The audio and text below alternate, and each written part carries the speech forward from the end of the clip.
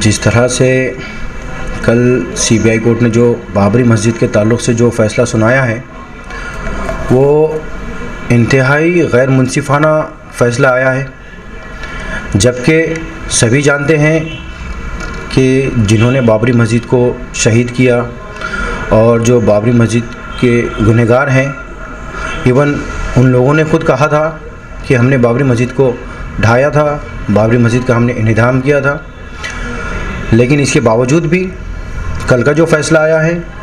ये इंतहाई गैर मुनसिफ़ाना फ़ैसला रहा, जिससे मैं ये कहना चाहूँगा कि न सिर्फ हिंदुस्तान का मुसलमान बल्कि पूरी दुनिया के मुसलमान इस फ़ैसले से नाराज़ है और गम और गुस्से में है। और इंशाअल्लाह हम इस बात की पूरी कोशिश करेंगे कि हमें इंसाफ मिले और इंशाअल्लाह अल्लाह ने चाहा तो हम रिपिटिशन दाखिल करेंगे, क्योंकि सीबीआई जांच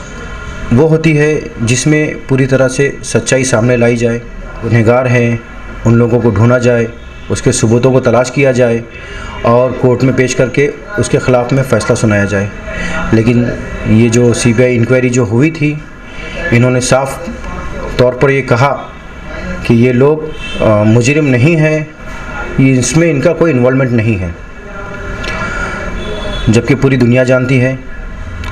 कि किन लोगों ने मस्जिद को ढाया। और जिस तरह से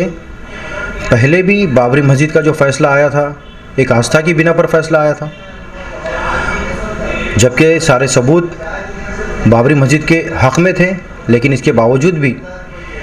मुझे अफसोस और हैरत इस बात की है कि कोर्ट भी आस्था को मानता है, जबकि कोर्ट में सबूतों के बिना पर फ़ैसले सुनाए जाते हैं। और अदालत एक वो जगह है जिस पर तमाम ही अवाम को भरोसा होता है कि यहाँ पर हमें इंसाफ मिलेगा, लेकिन ऐसी जगह पर भी अगर इंसाफ का कत्ल किया जा रहा है तो फिर हम किस पर भरोसा करें, हम किससे उम्मीद जोड़ें।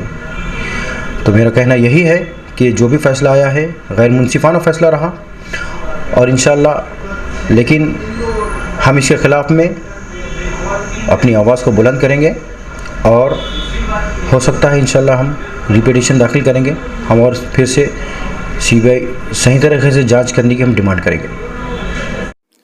हमारे यहाँ फर्नीचर, पलंग, सिंगारदान, सोफ़ा सेट, अलमारी, dining table, fridge, computer table और दीगर कंपनियों के फर्नीचर दस्तियाब है। एक मरतबा तशरीफ़ लाकर खिदमत का मौका दे। प्रोप्राइटर मौलाना शबीर साहब, deluxe furniture mall and home appliances, fruit market के सामने, माल्टेगिरी रोड, कामठा, नांदेड़।